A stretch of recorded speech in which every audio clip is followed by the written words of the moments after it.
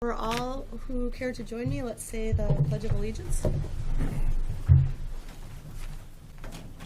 I pledge allegiance to the flag of the United States of America and to the republic for which it stands, one nation, under God, indivisible, with liberty and justice for all.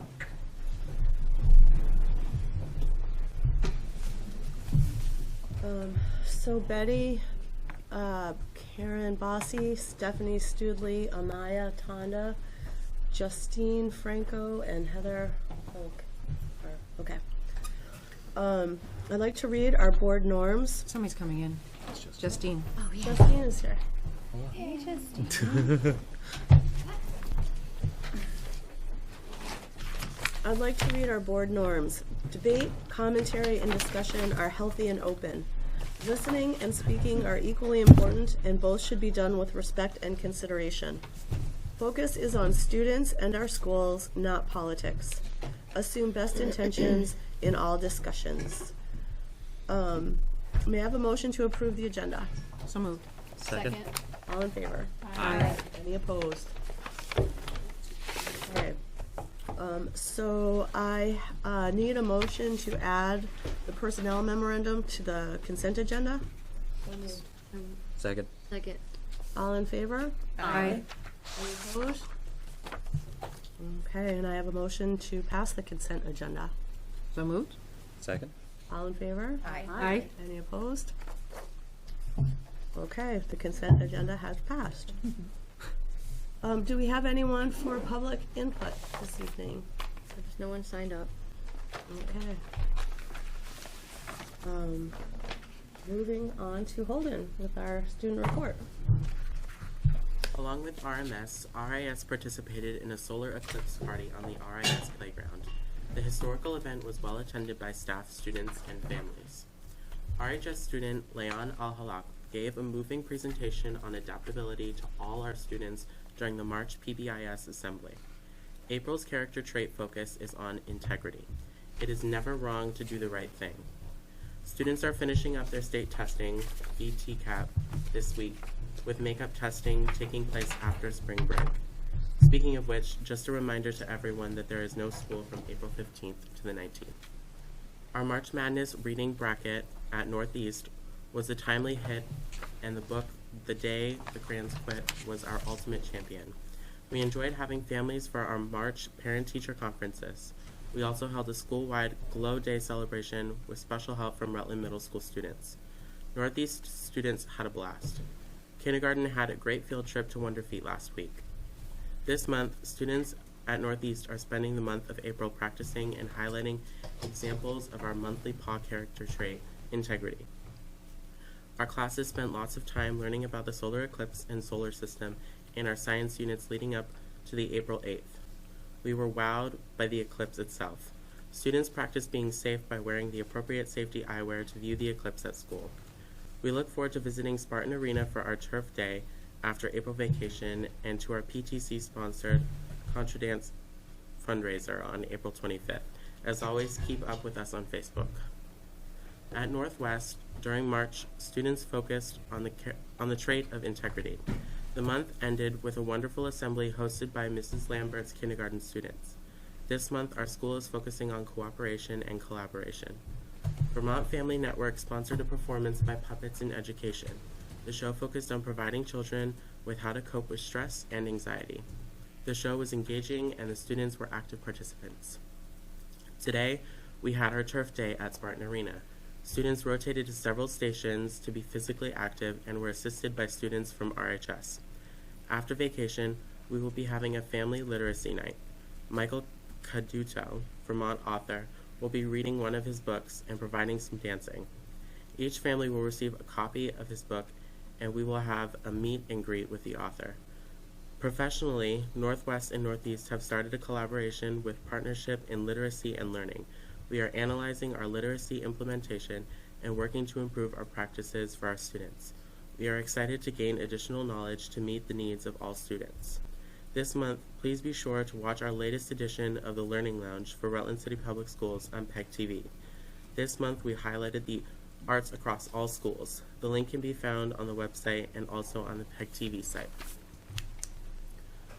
Rutland Middle School hosted a very successful eclipse party yesterday. We were thrilled with the turnout.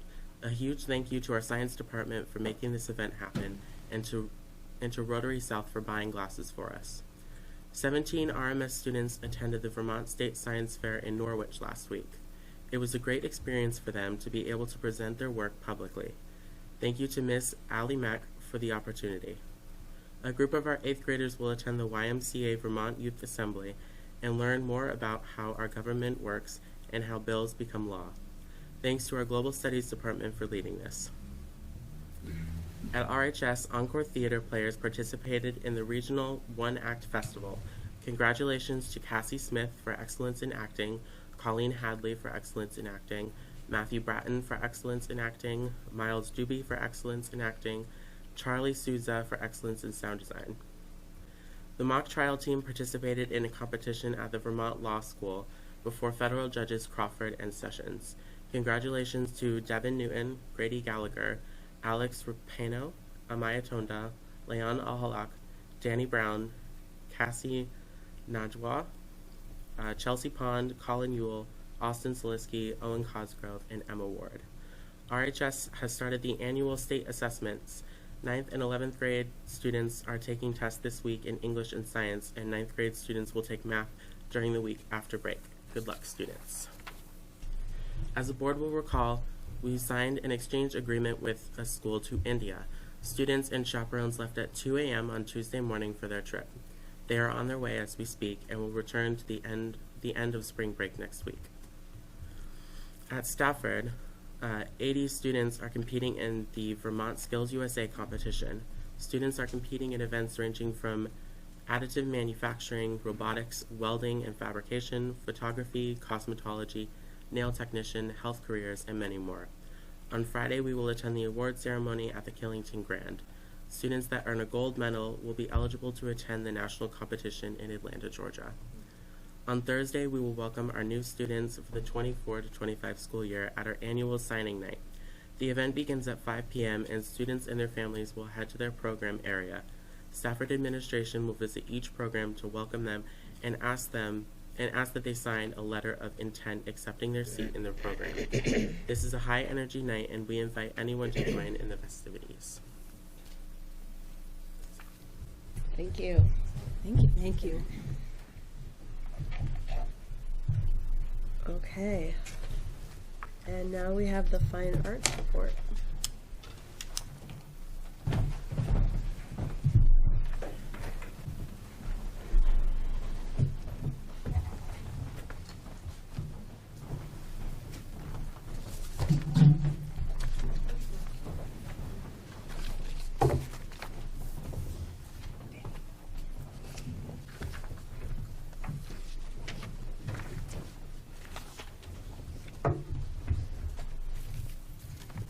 Thank you for inviting us to speak tonight. I'm Carol Baker, Fine Arts Director for the city. And in trying to respect your time this evening, I want to draw your attention. We have 2 presentations that we are not going to show this evening, but you should have links to them so that you can watch them, on your own. And if you have any questions, please feel free to reach out to me, and I'd be more than happy to discuss them with you. The first presentation is a video that Ms. Pritchard put together, which highlights the art, music, and theater programs at the high school. Some clips of each section. And the other one is a slideshow that shows how the arts tie into each area of the portrait of the graduate. So I invite you to check those out at your leisure. And now I would like to introduce to you Ms. Pritchard and her student Daniel Oriano. Not even close. Sorry. I tried. And they'll be speaking briefly about art. I'm just going to let Daniel take it away. Okay. He's ready to go. So, hello, my name is Daniel. Here are what students had said about the visual arts in RHS. We get the freedom to make meaningful and express ourselves. Also, we have fun creating a community with students who love art. This is like a very unique place to show ourselves with other people and connect each other, because everybody in that classroom loves one thing and only one thing, and it's just to make art.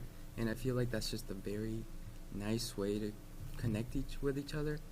I never thought I would be able to be close with some people, and I've gotten a lot of experience with these type of situations, and I just love art that it just connects people with each other, and it's just a very nice way to show how you have an idea in your head and you can just show other people, try your best. Many very hard and stressful, but very fun way to enjoy your time. But yeah, we learn through making mistakes, and we understand the value in growing. Thank you. And next, I will introduce your very own Holden Champagne, who will talk about music. It's a long thing, so buckle up. All right. When I first moved to Rutland back in 2017, there were many unknown things about my new school. The students, teachers, academics, cafeteria food, etc. Despite these many unknown aspects, there was one thing I could depend upon being contingent, and that was band. I started playing the alto saxophone when I was in 4th grade at a small school in Marlborough, New Hampshire. I played in lessons for the entire year, building up my imaginary toolbox of musical knowledge so that I was ready to play in band the following year. When 5th grade rolled around, I was so excited to start playing in the actual band with 6th, 7th, and 8th graders. As you can imagine, it was a little frightening, but you soon get over those fears when you begin doing what you love, music. When I moved here during my 6th grade year, the same feelings arose in terms of being overwhelmed. Going from a class of about 20 to a class of 100 was definitely a big jump. I soon found comfort in the band program at RIS and found an intense amount of appreciation for Miss Baker. Miss Baker took the time with each of us, whether it was during lessons with a given section or as a whole group, to make sure we were constantly learning and trying to improve our playing. Towards the end of the year, we were adjudicated and we earned superior status, and that was most definitely an experience I had never had before. Feeling satisfied with our playing was most definitely a confidence boost for myself and many others. My interest in band continued into middle school, where I was in both band and jazz band for 7th and 8th grade. Throughout both of these years, I got to play some of the most memorable songs and had some unforgettable experiences. In 7th grade, I auditioned for the Green Mountain Music District Festival, and unfortunately didn't make it into the group, but I experienced what it was like to play in an audition setting and go against my anxieties. I had always been nervous about performing and lacked personal confidence when there were people around. Through concerts and performances, I was partially able to overcome my fears, and is one of the reasons I'm even able to speak here in the first place. Music has a way of pushing itself through times of troubles and creating a melody that exists above hardships. It acts as a voice for those unspeakable feelings we all have, whether it's anxiety, sadness, fear, anger, and so on. Throughout my years in Rutland, this has been one of the many ideas that has firmly planted in my mind. In 8th grade, I once again auditioned for the district festival and got in.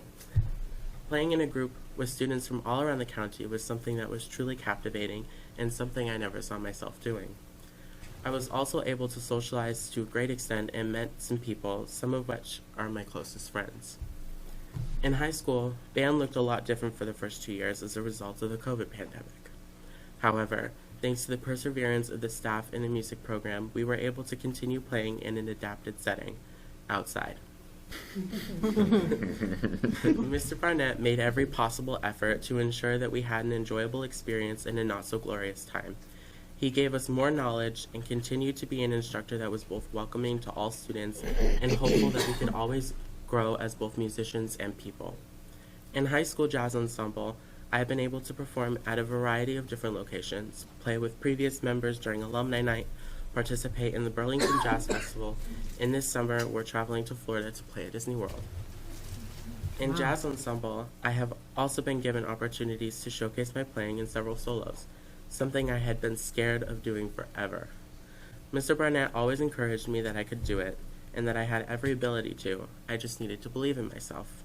I gained even more confidence with words of encouragement and lots of practice, and I have been able to perform without getting so nervous. This year, he even took a moment out of class to recognize how far I've come since my first year, which shocked me and also meant a lot. But perhaps the best moment of being in band and jazz ensemble thus far has been the Music in Our Schools Month concert. The concert where every band, 4th, 5th, and 6th, middle school, and high school, all get together to perform in one mega concert.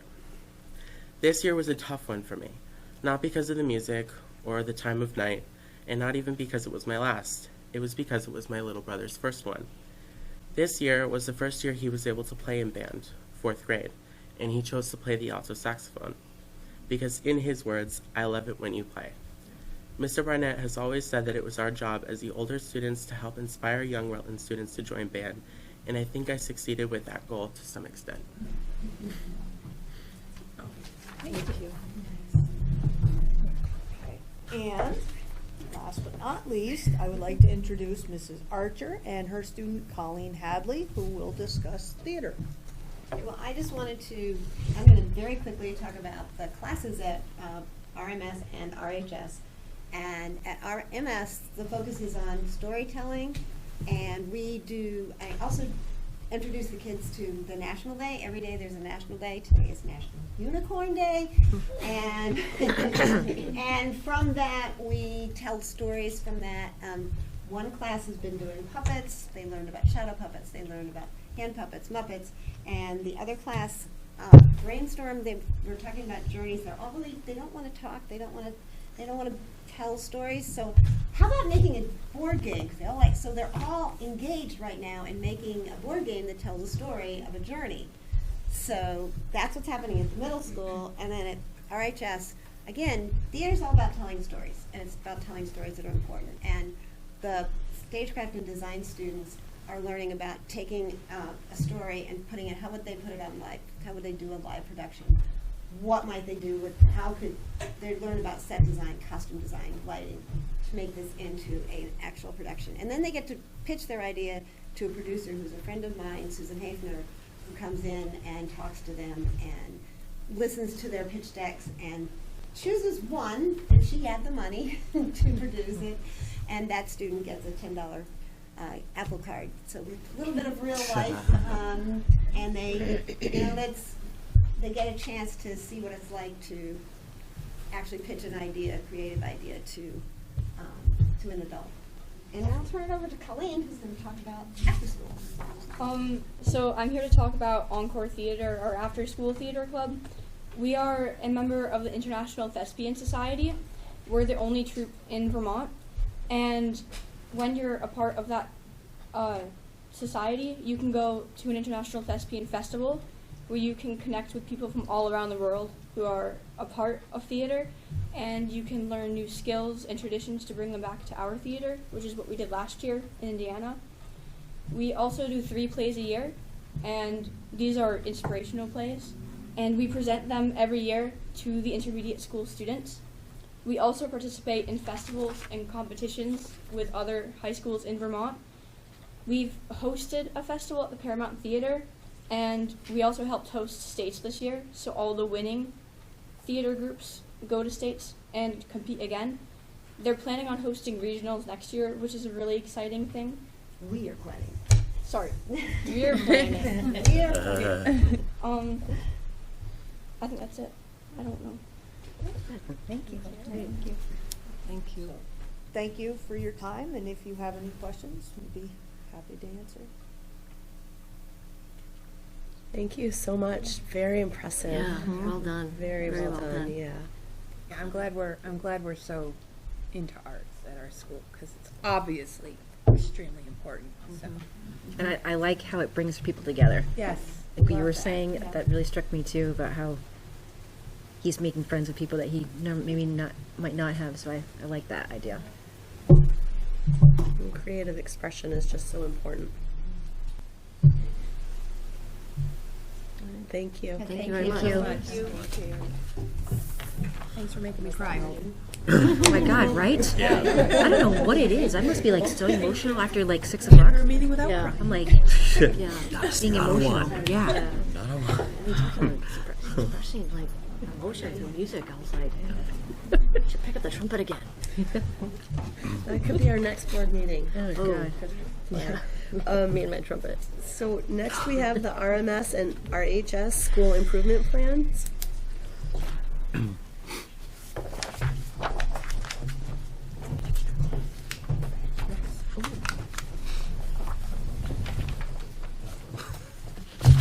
Hello, everyone. Hello. I am Rob Becker, and I'm from RMS. And I heard Holden talk about his imaginary music toolbox. I have imaginary friends along tonight. I'd like to introduce you to one of them. Megan Marsh is our associate principal. She is one of the people who is leading the students to India, and she's not exactly on an airplane right now.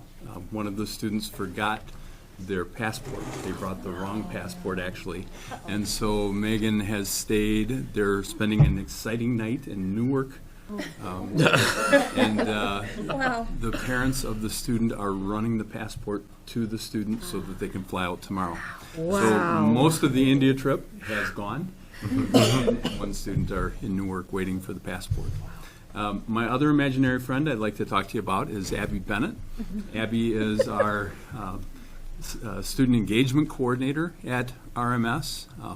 She did the lion's share of the work in putting the slideshow together that I'm going to show you today.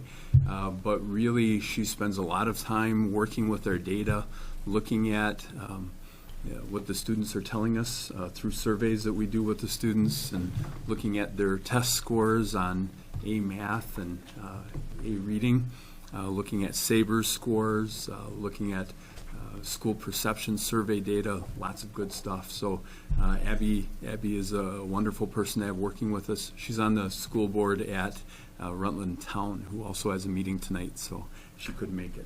But we're going to try and show you. My imaginary friends and I are going to try and show you. I feel bad that you're all by yourself. Do you want me to sit over there with you? I saw all these chairs here, and I thought, wow, who can we fill those with? Seats, good seats.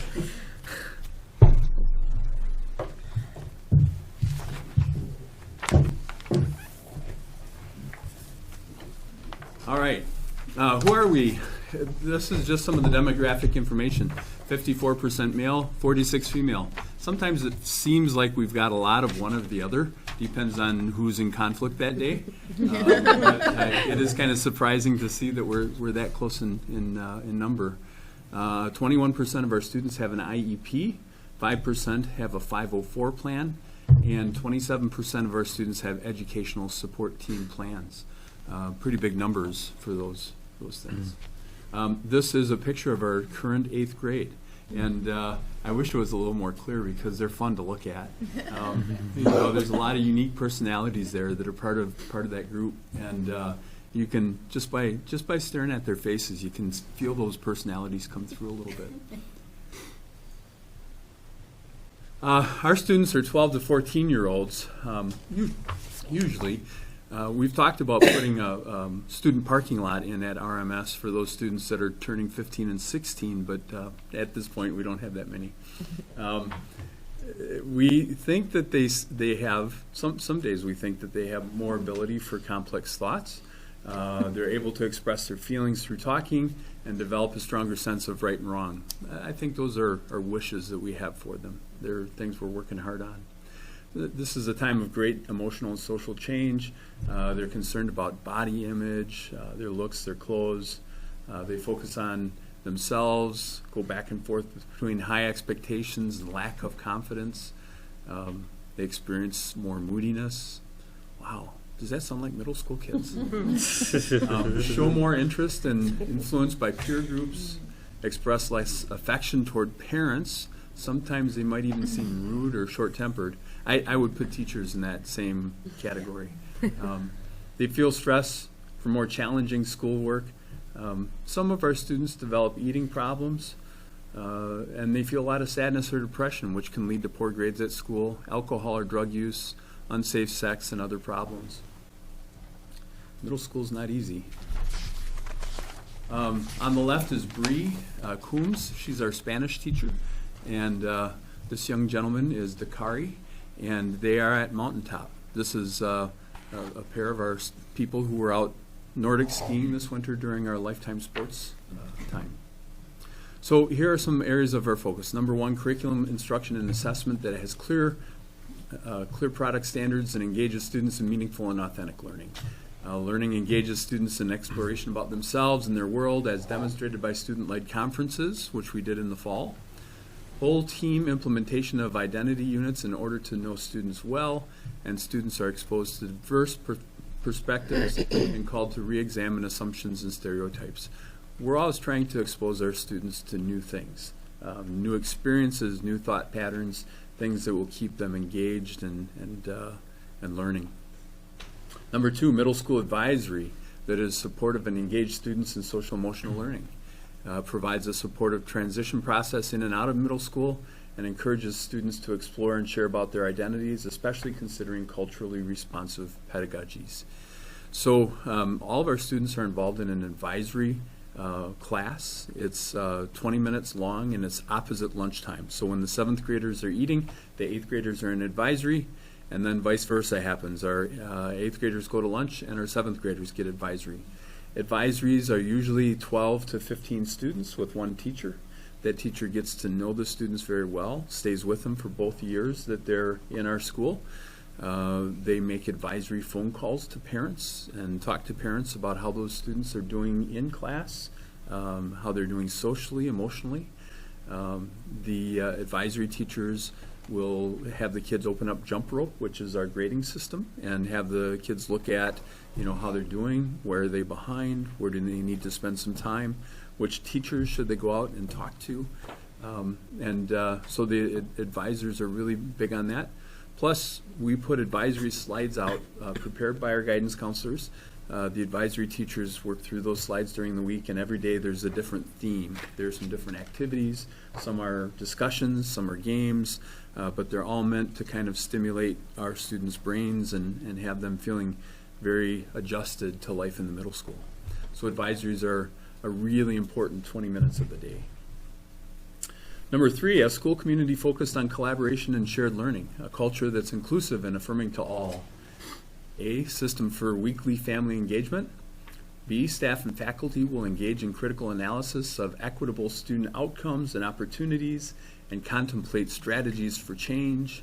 And C, houses will develop norms, procedures, and agenda planning to maximize common planning time and PLC meeting time. So we have a house structure at the middle school. The houses were developed in order that middle schoolers might have a little bit more of an elementary-ish experience, an experience where they have the same set of teachers. They've got the 4 core teachers that they have. Our students don't mix as a total group. They stay within their house and they get to know the other students that they're working with and the teachers that work with them. It makes it feel like a school of 80 rather than a school of 240. And so the house structure has a lot of great opportunities like that to make things feel smaller and offer a more family-centered kind of environment. It does take more staff to run houses. It would be more efficient if we did away with houses and just ran an old junior high school style model that has departments and has students fully changing classes going all over the building for those different departments. But we feel pretty strongly that the house structure offers something for our students that help them to be more successful during this time of their life. And we're thankful for the opportunity to have enough teachers to really make it work.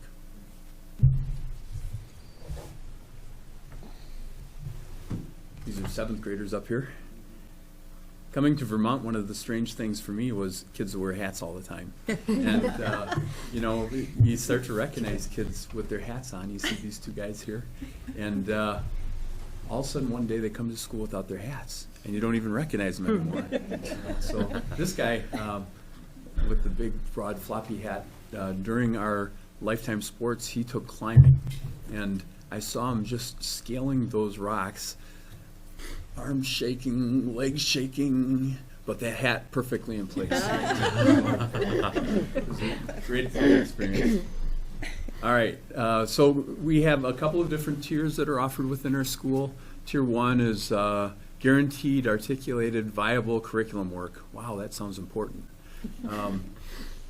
What we're really talking about is that we have a curriculum that we follow. Our teachers have looked very carefully at the curriculum that should be taught at each grade level and each department.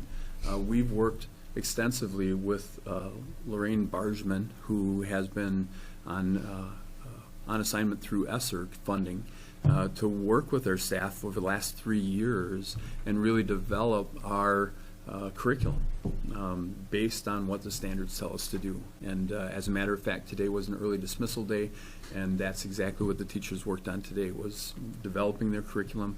Lorraine is done working with us in June. She's coming to the end of her term, and we're working real hard to have everything in Lorraine's hands to have complete curriculum ready to go. So our staff is working very, very hard on that, aligning scope and sequence, like it says up there, creating common assessments within the department.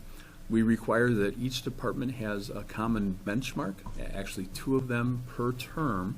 With that common benchmark, all the students take the same exact test, and then the teachers get together and they work with each other to grade those tests, and they compare how the students did on those tests, just to make sure that all of the classes are learning exactly what they need to be learning. So having a student in the Birch House, having a student in the Hickory House, having a student in the Maple House, it doesn't matter. They're going to learn the same thing in science, and we have statistics to prove it.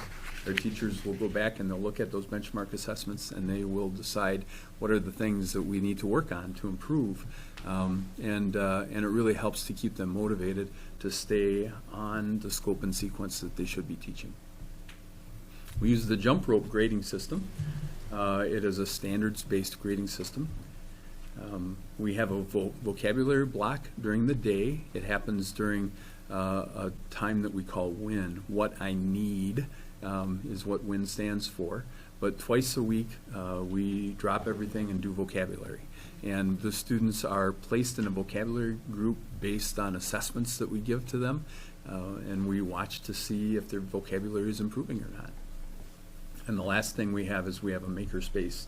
And that's something that we're developing also, trying to have students working with their hands, working on all kinds of neat things. One of the big things that happened in our makerspace was that kids used the makerspace during their social studies classes, and they made artifacts from the colonial times is what they were really focused on. So the kids really enjoyed that. They learned something about the colonial times, but they also learned something about working with their hands and making things out of wood, out of metal, out of all kinds of different fibers. But it was a busy place. Tier 2, we have a school within a school program called Bridges. Bridges is in a beautiful classroom that we have right next to the makerspace in the lowest level of our school. Decorated great. Our old secretary, Miranda Burton, is our Bridges teacher, and she does a great job working with students who need some different kind of ways to address how they learn. You know, it's a way of learning that is different than the regular classroom. It's very small. Usually she has 4, 5, 6 students at the most, and the program is really tailored to work with those kids that may have not been so successful in the regular classroom setting. We have after-school tutoring. The after-school tutoring is supported by our EPIC program, and it runs right as soon as school is done. I think we've got 4 or 5 of our regular classroom teachers that stay and do tutoring. We have a YES plan that will occur at the end of the school year, and we have a math interventionalist that is supported by ESSER funding. And we've only had our math interventionalists since January. We posted the position, couldn't find any math people that were willing to do it, but in the end found someone fantastic. And we're going to move her into a fully funded position for next year, so we feel really lucky there. We have educational support plans for students who are struggling with the regular classroom learning, and we use FastBridge for additional diagnostic testing. FastBridge is administered 3 or 4 times a year, and we can chart how students are improving over the course of the year. We have a few kids that show us sometimes that they're not improving over the course of the year, Most of them are, but we look very closely at that, and we look at individual students to see how they're doing, and we look at students as a group. So we'll look at whole houses at a time. 7th grade, Birch House, how they're doing in math, and we can look at how they're progressing. Look at the pictures first. This is really good stuff. This is down below here, and off to the left is something called Middle Grounds Coffee House. On Fridays at 9:40 in the morning, they open up Middle Grounds Coffee House. The day before, on Thursday, they actually will do some cooking, and so some of our students are out at the grocery store picking up some things for the coffee house. They're picking up either things to cook. A lot of times they'll have chocolate chip muffins, or they'll have cinnamon rolls. And then on Thursday, they cook these things all together as a group. And on Friday, they serve them. So you walk in and you're greeted by a greeter. The greeter is someone who's working on an assistive device that she can use her eyes to look at something, and it will speak for her. So she'll say, "Good morning, welcome, how are you?" by looking at a screen. It's really wonderful stuff. And then from there, you go to the service line, where these gentlemen here will serve you, and we rotate the kids through. So sometimes there's gentlemen that are serving you, and sometimes we've got a young lady that will be there. You see her over on the side here. She's operating the cash register. You see that's the newest and latest technology in cash registers. I think that might be an IBM. I'm not sure. But you go through and say hi to them, and it's 50 cents for a cup of coffee, and it's 50 cents for a muffin or a cinnamon roll. And the real purpose of this is not to get the principals some coffee or the teachers some coffee. It's to have these students interacting with people, using their communication to ask questions and to provide service, things that may help them later on in life. But also, it gives them a chance to get known by people outside of their classroom. And it's a lot of fun. I don't miss it for the world. I go every single Friday.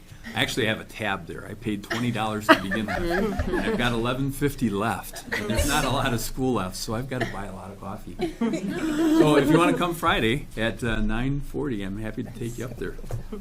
But this is a fundamental program in reading and math, and then also the Middle Grounds Coffee Shop. So I talked a little about the advisory program to begin with. I'm not going to really focus on that too much here. These students were at a program, I'm trying to remember where it was. I think it was in Montpelier. But it was a leadership conference that we took them to. And but this all talks about the advisory program, if you want to go back through it and learn a little bit more about our advisory program. It's a good program. It's something that's real important to us. These are all pictures from our Lifetime Sports. Great program. One of the big reasons I came to Rutland, as a matter of fact, somebody told me that we get to go downhill skiing on Thursdays, and I was like, wow, really? We get to do that? So the Lifetime Sports, we went curling at Georgetti. The kids went ice skating at Spartan Arena, rock climbing. I think this is the Nordic skiing at Mountaintop. We also went downhill skiing at Pico. Had 50 kids that we took downhill, and they skied and snowboarded. We had tennis lessons going on. These are the skaters, of course. We had bowling. We had indoor golf that was going on. We had a gym program where the kids were shooting basketball and doing all kinds of fun stuff. But we were all over the city. Yoga, karate. I know I'm forgetting some things, but it was really neat. Here's some other things that happened in the community. The community resource night that we had in January, we called it the Community Coffee House. I have to tell you that this thing has lived into perpetuity, this community resource night. About a month ago, the AOE asked if we would present to them about this coffee night. And so Chris Van Skyver, who is one of our ELA teachers, Megan Marsh and myself all presented to the AOE, and they liked our presentation so much that they pawned us off to another group who we're presenting to tomorrow. It's another group from the AOE, but it includes business leaders, It includes some of the emergency management people. And, you know, what they're interested in particular is how we could put this together with our community and have these community connections, and how this could be replicated in other communities so that after something like a flood, we could spring this group into action and roll them back out again. I think that'd be very easy for us to do. We've made these relationships already. I think if we called and said, hey, next week we want to do this again, we'd have 30 people that wanted to do that with us. So so that was kind of neat, and it continues bringing RMS a little bit of public relations, I guess, a little PR. So it's kind of nice. Our band, choir, and orchestra had district and statewide events. We actually hosted the Green Mountain Music Festival at RMS, and so that was pretty neat. That was fun. Epic and After School are very, very popular at Rutland Middle School. We have a lot of kids that are involved in it, and we'll have a lot of kids that are there for the summer also. I talked about lifelong sports. I talked about the Middle Grounds Coffee Shop. All fun, neat things. I do a lot of things with social emotional learning.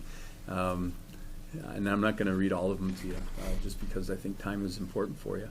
But we do have social skills classes that are taught by our school guidance counselors, which, you know, are really important at the middle school level. Really talking to kids about how they get along with others, how they treat adults with respect, how they get respect from adults, all of those kind of important things. It talks about our Fast Bridge and our SABRs, School Academic and Emotional Behavior Risk Screener. That's really important to us. We have all the students take the SABRs, and then we really highlight those students that are of special concern to us. We'll see student scores change over time, and that's a big red flag for us. If they're having changing emotions, we'll see kids drop from high levels to low levels. Sometimes we'll see kids that will really improve, go from a low level to a high level, and there again we really look at it and say, what's going on in this child's life, and you know, how can we make sure that continues in their lives? So middle school has a lot more going on than just academics. Tier 2 and Tier 3, we have professional development for our teachers on an ongoing basis, and multi-tiered systems of support program. We have tri-monthly meetings for our educational support teams, ESTs. Lots of letters here in education. There's a test at the end to see which ones you actually know. This just is some information about SABRs. It's pretty self-explanatory. It shows you know, our kids who are at risk. You can see that 7th grade seems to have a drop right now in risk levels. Drop being a bad thing. There are more students that are at risk. But if you look at the district overall, we're doing a little bit better. If we look at 8th grade, we're doing a little bit better right now. It's those 7th graders we really need to be watching. School climate survey. By the way, if you're colorblind, these things are really challenging. I think that this one up here is good, like strongly agree. I think that this one is somewhat agree. So when I look at this is about 3/4 of our students say that they feel successful at school. I like school. If you look at that one, I think this one is green here, and this one is, this one's a little bit smaller, you know, somewhere around 60% of our students say that they really like school. RMS has clear rules for behavior. I think these are the two that I need to look at. So we're about 3/4 of the students say that we've got clear rules for behavior. That's a little concerning. I thought we had pretty clear rules, but our students are not reporting that. So some more climate information. I like this one. Administration treats me with respect. That's a pretty large group, I'd say. So I think, and teachers also are almost as good as the administration. Maybe not quite there, but almost as good. So the kids feel that they're treated with respect when they're at school. I feel safe at school. Again, it's about 3/4 of the students that say that they somewhat agree or strongly agree. Again, that's not a number that I'm happy with. I'd like to have more of our students say that they feel safe at school. And then I have a trusted adult at RMS that I can go to if I need help. Again, this is a little stronger than 75%. I'd say that's probably 80%. The 20% is certainly the group that we have to think about. Why do 20% say that they don't know an adult that they can go to? So that's something we have to work on. This is my favorite slide of the whole thing, I have to be honest. Behavioral referrals. If you look at this, in the year 22, which was 2 years ago, they had 932 behavioral referrals just in trimester 1 and 2, because those are the ones we're done with and we have data. Last year, they had 487, which is almost half of what they had the previous year. So they're doing something right. They're going in a good direction. This year, we had 173 behavioral referrals, which I think is pretty good compared to 932. It's more than, we've done better than half of what we did last year. I think we're going in a good direction with behavioral referrals. And we talked about this again at our staff meeting today, and it's not our feeling as a staff that it's because we're manufacturing something here. We're not making this up. We're not under-reporting. We're going about things the same way we always have. We're just being more consistent, I think, with our expectations, and the students are responding to that. So I like this slide. We look at what days we get referrals on. Monday's a good day to be at RMS, by the way. Can you just quickly refresh, like, what is a behavioral referral? So anytime that a student is written up for a behavior that happens. So we have some pink forms that teachers are to write down. You know, Johnny was throwing spitballs at a girl in class. You know, Johnny was out in the bathroom for 30 minutes during class today. Skipped my class. Johnny got into a fight. You know, anything that you can think of that a teacher is wanting the office to know about. You know, and those are the things that get added into our Infinite Campus. You know, to keep track of the behaviors over time. But they're those things that rise to a level that teachers can't just give a, hey, you need to stop doing that. That they feel there needs to be a second step that's taken. So that's what a behavioral referral is. Pretty consistent across the way. Tuesdays and Thursdays are not the day to be at RMS. Today was a Tuesday. It's an early dismissal day too, so they've got to cram all those behaviors in on it. This one is really interesting to me also. This is where the behavioral referrals come from. And, you know, I would guess cafeteria. That's this one right here. Not cafeteria. Classroom. That's that one. And this one is hallway. I think that's hallway. It's really hard to read from here. But the other places that we would normally have referrals come in, we have barely any. This is bathroom, I think, isn't it? Other. That one is bathroom? Yeah. Just too small a print. And I did ask Abby. She had 3 of these on one sheet, and I said, I can't even read that when I blow it up. But anyway, what's really surprising to me is classroom. And you know what it says to me is that we've got to be working with teachers on how do you engage students in a way that they're going to behave well in class. And that is something we're working on. Teach Like a Champion is something that we're working with a lot of our staff on. There are units that teachers can go to and work on. If they're having some particular concerns in their class, they can refer to something and get some help. And so this is, you know, something that we're showing staff and working with them on. This is by month. So September, we had a lot. Went down. Now we're going up a little bit again. So, you know, we're going to need to look at why are we seeing a little bit of a resurgence in some of these behaviors. Not near as bad as September and October were. But. And I think this is the last slide I have. This is talking about staff and classroom management and behavior training for the staff. We have professional development targeting, differentiating the instruction. Teach Like a Champion is a system we subscribe to and can have teachers working on to really develop themselves. We're trying to move things around, like changing the schedules around. We've put advisory in the middle of the day. Once upon a time, advisory was up right off the bat in the morning, and what would happen is a lot of kids would skip school and come late and miss advisory. And we felt advisory was something important, so we moved it into the middle of the day. We created a win block, a block where students can get some extra help. Kids that are struggling in a class can sign up for that class and go during the win block. Students that are doing great in everything can take some fun win block things. They can take a Phi-Ed class, or they can take an art class. They can go to the makerspace. There's a bunch of different things that kids can do during the win block. But it was really created so that those kids that needed a little bit of extra help could get it during the day. We have safety plans for students, particular students who struggle at school, doing the right thing. We'll put a safety plan together that describes exactly what they need to do during the day, and then we talk with their teachers about it and make sure that we follow up with them to make sure they're doing what they're supposed to do.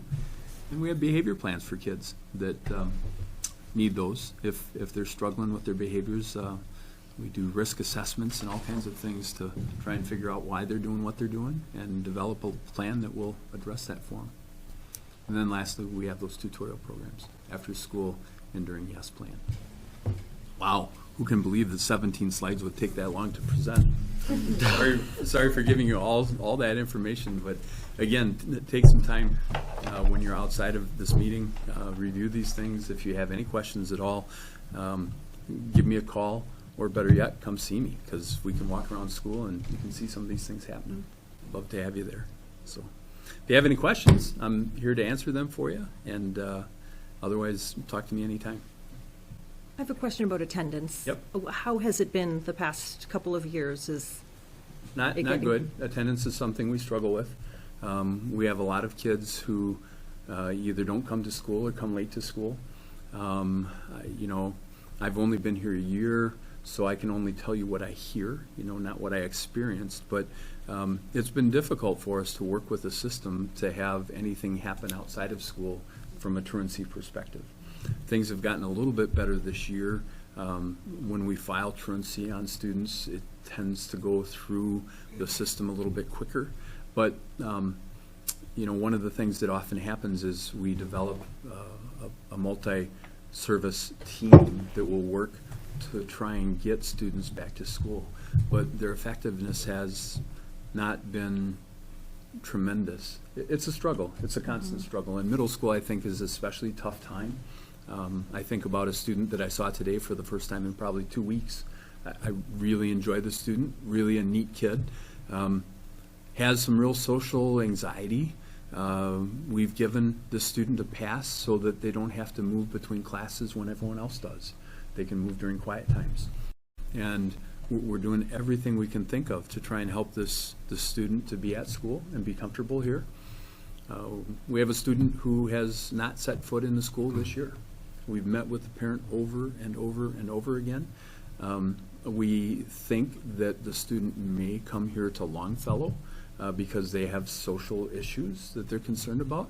But we're having trouble working with the parent, working with physicians, getting the medical things that we need in order to provide a partial day program off of our campus. We do the best we can. We are offering incentives. We're doing VT-CAP testing right now. The kids that come on time for VT-CAP testing get a ticket. They can take their ticket and put it in a barrel in which they can win Beats headphones. They can win a gift card to Amazon. They can win a Stanley Cup. We all know how important Stanley Cups are right now. But we're trying to motivate kids, to be at school on time on a regular basis. And hey, if you are, you'll be entered into the raffle.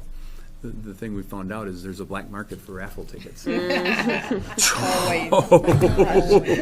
you got $5, you might be able to buy mine from me. That's incredible. But yeah, the whole attendance issue is something probably all middle schools and all high schools struggle with. But we haven't found that magic key yet to figure out what to do to get some of these kids to come to school. Try and create the warmest, friendliest environment that we can. Low stress, try and take all the stress away that we can for these kids, but it's tough.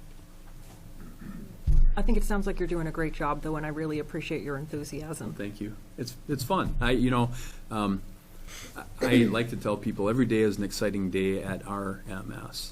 Some days it's good exciting, and some days it's not good exciting. But you never know. You can have a plan for the day of what you expect the day to bring, and 5 minutes into the day you can throw that away and do other things. But middle school kids are fun. I think my teachers would agree that there's a reason that we're working in a middle school, and it's because we like working with that age student. I just have a few questions. Yep.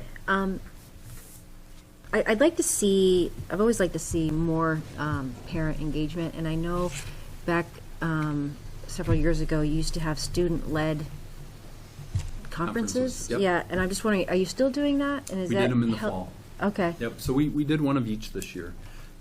We heard from parents that said they really missed meeting with each of the teachers. And the student-led conferences didn't allow that to happen. So we felt it was important that our students lead a conference and really focus on what they're doing well. We had a template for them to follow and put materials together to present to their parents, and they did that with their advisory teachers. We tell our parents all the time, you're welcome to talk to teachers anytime. They're easy to get a hold of through email especially, but if you want to talk to teachers, we can help you to get that set up. But many of our parents reported back to us after the first set of conferences and said, boy, I hope that the second set of conferences, you'll have individual conferences where we can see each of the teachers. And so we balanced our conferences this year, did one of each. Great. And then this is just a kind of a side comment. I was wondering, do you have a method of being able to tell how many people are actually utilizing jump rope? Like, can you tell how many people are actually logging in and using it? Because I'm curious, if how utilized that might be, and it's a good tool for parents to be utilizing too. And I think it's underutilized. Is all I'm thinking on that. And it's probably underutilized from both sides, both teachers and parents. Yeah. But yes, jump rope keeps track of those kind of things. So we can tell how many times each teacher has logged into jump rope, and so if I, as the administrator, go in and I see the teacher has only logged in 3 times to jump rope, that's a huge concern to me. I've got other teachers who have logged in 400 times at this point in the year. So it really varies. We're also able to tell, which of the parents have had access through jump rope. We provide that access at the beginning of the year, but there are a lot of parents that don't see a lot of use in it. And, I don't know. There are a lot of theories about why parents don't look at it more. It's a little overwhelming. Every single standard is listed in jump rope. And so, for instance, math, when we did math grade reports at the end of term 2, the math portion of the grade report was 2 pages long. And that was for 2 of the teachers. One of the teachers went on for 3 pages because every time they graded a standard, it appears on the jump rope report. So I think parents are a little overwhelmed by that. I have been working with the Isn't there teachers like, about reducing that number of standards.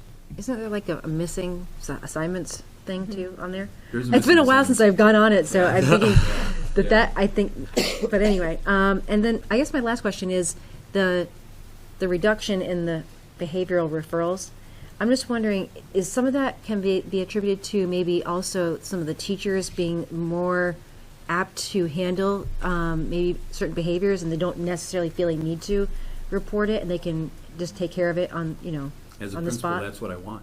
Yeah. I'd like to see that happening. I want teachers to handle their own discipline as much as possible. It's part of the house philosophy, Yeah. that you don't have to refer kids out all the time. So, but teachers generally don't want to refer kids out because they make a name for themselves as not being able to control their own classroom. So that's something you can spend a lot of time thinking about both sides of how that might play out. I do think the teachers are taking care of some of their own. It's probably a combination, but again, it's definitely a great number. Yeah, I'm really happy about it. Whether regardless of what it is. But I mean, I think that's great that the teachers also can feel comfortable in their space, doing what they need to do with the kids. Yeah, and really, when I talked with them today about it in our staff meeting, I congratulated them because it's them that is making this happen. And the harder they work on this and the harder they keep this moving forward, the better it looks over time. Right. Thank you. Yep. And on that note, I was just going to say that having so many referrals in the classroom as opposed to other spaces, I guess would make sense, right? That's where the students spend most of their time, right? So that's, that's what Right. we should maybe expect. But Sure. Yeah, okay. Yeah. As a fellow teacher, Yeah, I know. I saw that and I was like, oh, that makes sense. These are the adults that know the students the best and can hold them accountable. Whereas if someone's on recess duty, they don't know that that kid has done that same thing 3 times today already. So it makes sense to me that I saw that and that to me was not a negative, like you pointed out, Mary Beth. Yeah. Nice to meet you, by the way. Thank you. I had a question about the PLCs. You Yes. mentioned that that teachers had to have or got to have like a half day today. Yeah, it's early dismissal, so the students are done at 1:40 on a Tuesday. Is that And- every Tuesday? Every Tuesday. Awesome. Yep. And so we usually have a staff meeting to begin with, and then we break them off to do some sort of PLC for the rest of the time. And the staff does stay till 4 on an early release day, so it's their long day, the students' short day. Do they get other times to work on PLC or PD? Yes, we when we build the schedule, we build in some common planning times for them. So as a department, they have, generally speaking, they have 5 common planning times during the week. And some of those days, we tell them what we want them to do, but other days, they can set up how they want to use that PLC time. Thank you. You're welcome. I just had a quick comment. Moving advisory to the middle of the day, I thought was incredible. As somebody who was, and kind of still is, perpetually late throughout middle school, high school, and, a lot of my career. You did well tonight. Yeah, I know, right? Exactly. I got here early.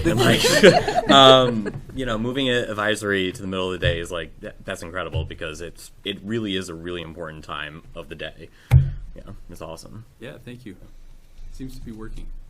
Heck yeah.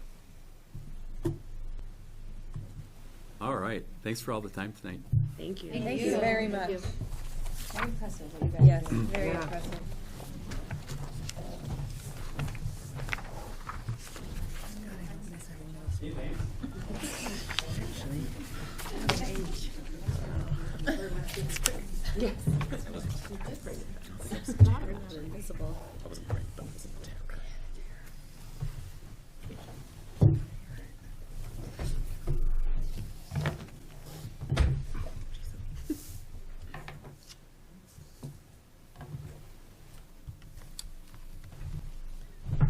Escape? You escape? Oh. There we go.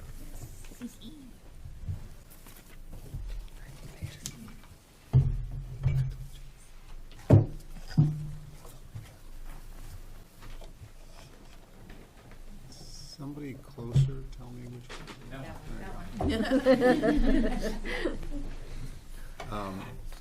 Good evening, and thank you for giving us the opportunity to speak to you tonight. I'm here with my imaginary friends. I like you better. Why don't we introduce ourselves first? Bianca McKean, Associate Principal at the high school. Steve Sampson, Associate Principal at the high school. Jen Whitmore, shockingly, also Associate Principal at the high school. My consistent imaginary friends. All right. So we're here to talk to you a little bit about some of the programming and to talk about our continuous improvement plan here at the high school. Our first slide here has some of the numbers, some of the demographic information that you've seen with some of the other presentations as well. We are really going to focus sort of between the lines of those numbers a lot, and I think these pictures are a good example of that. These were all taken during our Global Studies and STEM Fair just this year, and it's one of my favorite evenings of the year. You have 9th and 10th graders with a great deal of confidence and a great deal of pride and excitement presenting for families and teachers, and that's what these pictures are, and you can just sort of see how they exude that feeling of a sense of accomplishment of having done a lot of good work and really putting that on display. The board has done a lot of work in terms of Portrait of a Graduate, and one of the things that I think about quite a bit is that at the high school, this is sort of the last leg of the journey towards students developing that portrait of themselves as a graduate. High school ends with them actually being a graduate. So a lot of that work is really about now, okay, let's put sort of the finishing touches on the balancing act of all of those skills. So again, some of the pictures I wanted to include here, we sort of started a campaign a few years ago that we just simply called We Are Rutland. And at its heart, I think it's really about empathy. We Are Rutland is really about we're all in this together. It's really students that are coming together as a community. As I mentioned, presenting, that's an example, but then everything from clubs and activities and athletics, musical presentations. So you've heard a lot about those things tonight. And that's really the process that we're using at the high school of looking at all of those characteristics in a portrait of a graduate. And we want to titrate all of those characteristics so that there's a good balance by the time that they're graduating and they have all of those skills. Okay, our continuous improvement plan has three big buckets, three sort of areas of focus. And we're in the process, we're revising and updating our continuous improvement plan. But three big areas of focus that have been the case for Rutland High School and continue to be, of course, first and foremost, academics. We are first and foremost an academic institution. The classroom is the primary medium of education. The relationship between students and teachers and the curriculum that is between them in that relationship is a very important focus of the school. As you've heard in these presentations, we have had a focus for the last number of years on social and emotional learning. And frankly, schools have always done some social emotional learning. We've really tried to be more deliberate about that social emotional learning. We have always talked about things like responsibility and goal setting and planning and interacting with your peers in a pro-social and positive way. So what we're really trying to do is to be very deliberate and positive and explicit about that. Putting it on posters, you know, the We Are Rutland campaign, we've got t-shirts, we got posters, those pictures that you saw, those are, Ms. McKean put together posters throughout the school that are really examples of working together and collaborating and demonstrating integrity and demonstrating empathy. So the third big area is flexible pathways, and I'm going to cheat a little bit in our presentation, particularly in this third bucket. I have the next presentation sitting right behind me, who is going to be talking about one specific flexible pathway, and that is through the PLACE program and the internship program. So we're going to talk about that a little bit, but I'm also going to cut it a little bit short because they're going to do a much better job than we could do. I'm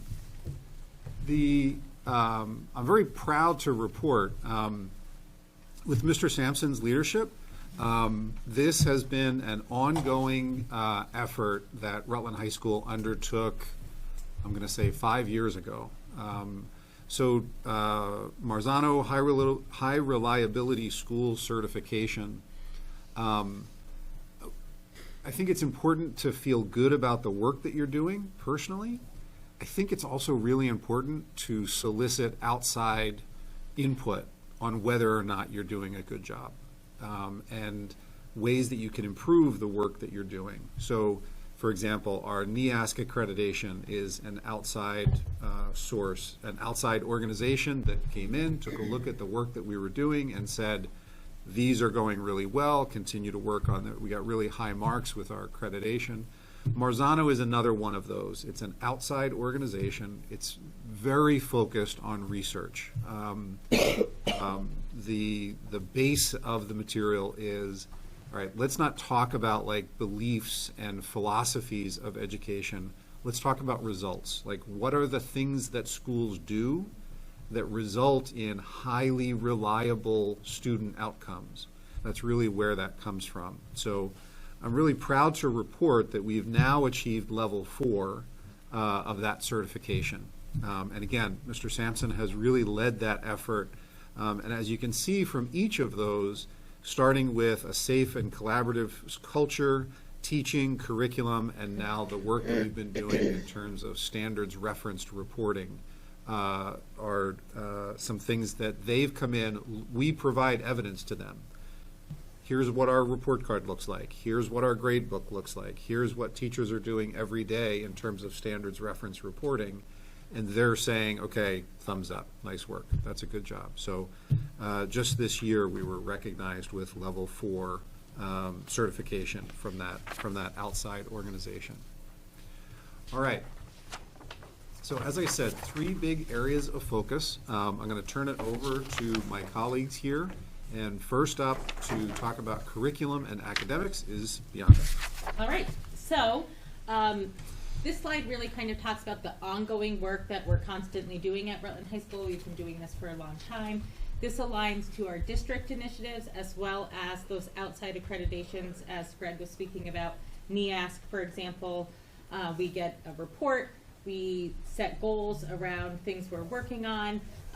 Part of our last review of NEASC is that we need to be regularly reviewing our curriculum, and we sign off yearly on our documents. And as we do that, we, teachers, PLC teams, professional learning communities, work together to review their scope and sequence, look at the standards and scales and assessments.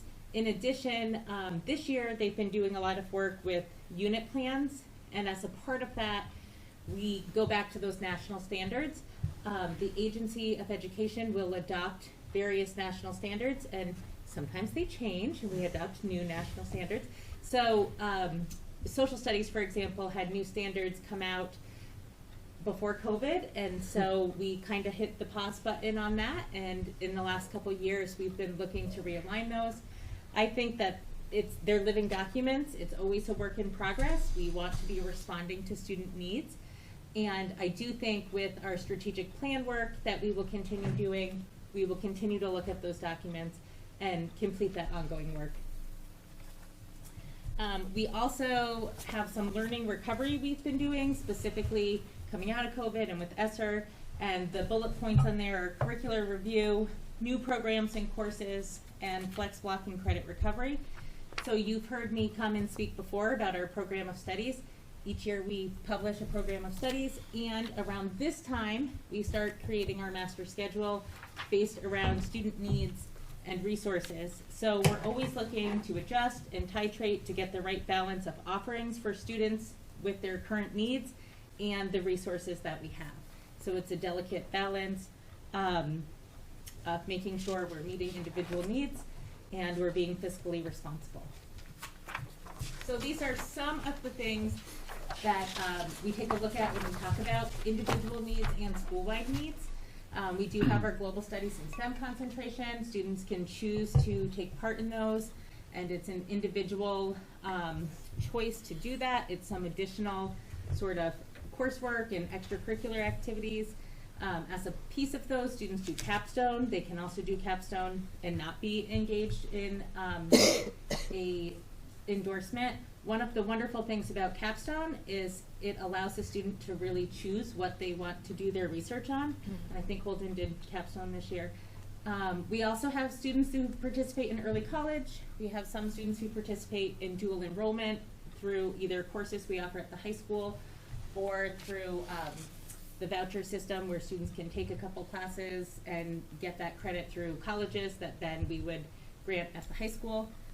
Greg mentioned our Global Studies and STEM Fair. All students participate in that. 9th grade is STEM focused, 10th grade is Global Studies focused, and then upperclassmen through things like capstone. And it's really a wonderful celebration of learning.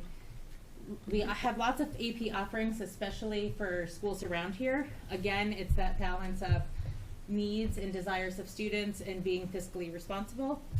And this year, our former Global Issues Network Conference was renamed to the Global Progress Summit. some great work went into that, and it was supposed to take place on that big, snowy, stormy day. So we did cancel it this year because most of our community partners who were participating were also involved in storm cleanup. But we have great work set up for next year, and we're really looking forward to being able to continue that and offer that again in the future. Right, very good, thank you. This is the part I'm going to cheat a little bit. One of the areas where we talked about flexible pathways. Flexible pathways are, one of the values of flexible pathways is in terms of academics. So sometimes we're getting at academics via flexible pathways. So one of the avenues that we're going to talk about briefly is the PLACE program and work-based learning. And as I said, I'm going to leave this to the good people just behind me. Just real quickly, some of the kind of behind-the-scenes work that we've done this year. We amended the graduation policy. You may recall that came to the board to make work-based learning a part of the graduation policy. We added a career exploration course. And also, when you look at the progression of this program, we started with this program where teachers, they were part-time taking on PLACE classes. We transitioned to a full-time teacher, and now this year we have 2 full-time teachers specifically for work-based learning. So that's some of the behind-the-scenes work that has gone into that. All right, next up we have social-emotional learning. So we take social emotional learning very seriously, obviously, the same way Rob was talking about at the middle school.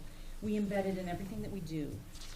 Right now, we have a curriculum that we're using in our advisory, and it's called School Connect. We've been using it for we've been doing it 3 years in advisory, and we had 1 year prior to that we introduced it to our freshman class.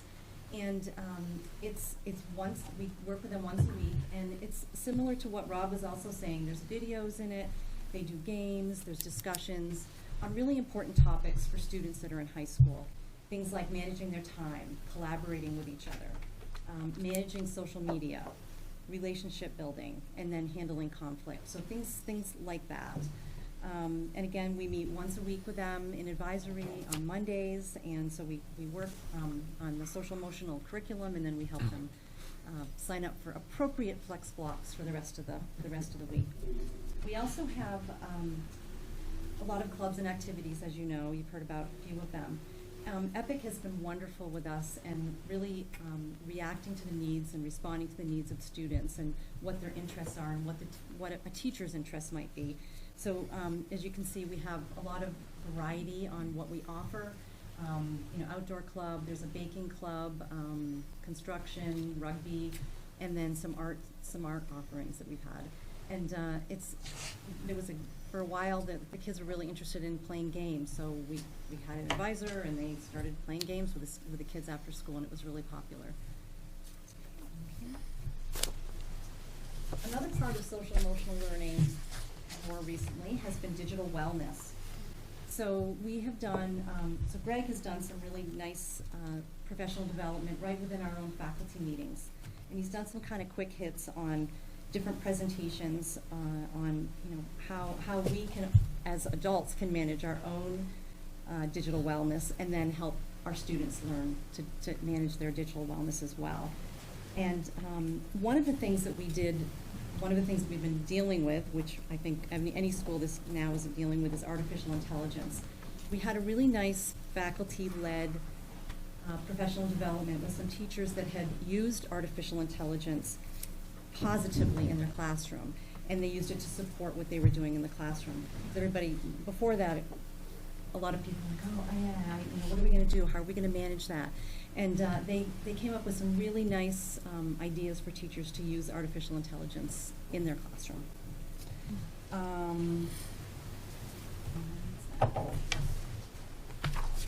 So we also, with social emotional learning, we are trying to engage students. One of the things we found is some of our numbers, and I think this is a nationwide thing, that numbers are down with kids joining sports teams or kids being in clubs or just becoming involved in things. So we're trying to do some really intentional, structured social opportunities for students. up on the, you'll see the pictures up, that are up here. They were from our spring fling that we held last year. That was the first year that we held it. We received a grant that was in collaboration with the hospital, our MC, and they supported this, and it was very, very successful. And we are in the plans now to do it again this year. So I think that was a great way to get kids involved. So we started some student engagement, more intentional student engagement with Stacy Shortle, who received a Rowland Foundation grant a few years ago. So for about the past 3 years, she's been doing it through the Rowland Foundation, and then she had started it a couple of years prior to that. And it's been really positive, and I think it's helped students learn to communicate again after they were sort of isolated during COVID. And so we hope that all these things are positively affecting all of our students' social and emotional health. Flexible programming and opportunities at Rutland High School. I want to first begin with a quick review. We've already heard a little bit about dual enrollment, capstone, global studies and STEM endorsements, the PLACE program that, again, you're going to hear more about in a few minutes, advisory and flex block. So we do an awful lot, and what I'm going to do is spend a few minutes going over some of the bulleted points on the next few slides, just to give you a clearer understanding of what some of these terms mean. So competency-based classes. Actually, let me back up for a second. A big emphasis and a common theme among these opportunities is the individualized nature of them. Competency-based classes are learning opportunities for students who weren't successful the first time around in a particular content area. And we have these competency-based opportunities in each of the content areas, I believe. Maybe an exception would be world language, but we have competency-based English and competency-based math, social studies, and science. Those are typically small group classes, and the emphasis is on certain skills and assignments that the instructors, the departments, in collaboration with Bianca, identified as being critical. These are the things you need to know and be able to do to demonstrate that you are successful in competency-based English, for example. And they really focus on those areas and really drive those home. And what's impressive from an instructional perspective is the teachers who teach these often teach 2 or 3 at a time. So an English teacher might teach competency-based English 9, competency-based English 10, competency-based English 11 at the same time in the same room. So they're, in all reality, planning for 3 courses at a time. So it's really impressive work that the teachers do. Credit recovery, in a nutshell, is a structured study hall. Teachers, counselors, administrators identify students who are at risk for not passing a class. We try to identify them early and enroll them in these credit recovery structured study halls. Again, they tend to be a smaller classroom environment. A typical study hall at Rutland High School is about 35 students. Credit recovery course is like 6 or 7 kids. And we have 2 credit recovery coaches, I believe, each quarter throughout the year. And there's, again, a level of collaboration between classroom teacher and credit recovery coach. So the coach or the credit recovery teacher knows what a particular student is working on, knows where they're struggling, so they can help that student during that credit recovery time. Advanced placement is probably a term you're familiar with. We offer 10 AP courses at Rutland High School, which is really quite impressive and is probably one of the largest, if not the largest, in Rutland County, and maybe even up there in the state. There are some schools, I suspect maybe CVU, South Burlington, Burlington High School, because they're so big, may have a few more. but we're right up there with a number of advanced placement courses. And those are essentially college-level courses taught at Rutland High School, taught by RHS teachers, have an end-of-the-year national exam. If students score 3 or better, they're typically eligible for college credit. And we have a number of students taking advantage of those opportunities. Similarly, we have about 20 students this year enrolled in early college. Early college allows students to complete their senior year of high school and freshman year in college concurrently.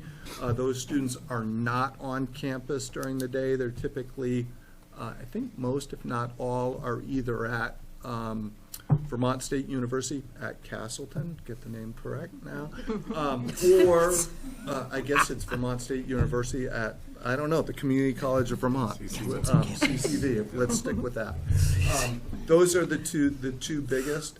Again, we have about 20 students in early college, and then again a flexible pathway for some students receiving support services to help them learn more about life skills. The district leases a house on Stratton Road, if you're not familiar with that. Some of these students are there during the day working on life skills. They will often go out to the community to job shadow in various places. And then real quick, kudos to our counseling team for the work that they do with Rutland Middle School to assist with the transition from 8th grade to 9th grade. And I'll take it a step further. That work happens also at Barstow and Rutland Town as well. A lot of good work to ensure that that transition is as smooth as possible. Next page. ELL students is really a growing population, a growing segment of our school community at Rutland High School. Not long ago, we may have had one ELL student every so often. Then it grew to 2. This year, we're up to 18 and 6 this year. As you can see, those 18 students speak 7 different languages.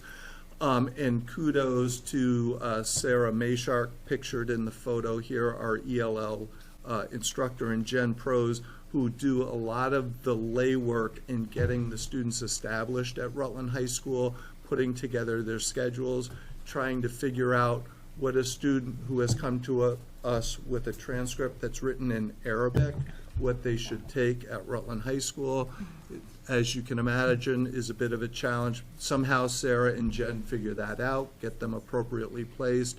And they're a great small knit community together, but they've also become a very vibrant section, part of our larger school community.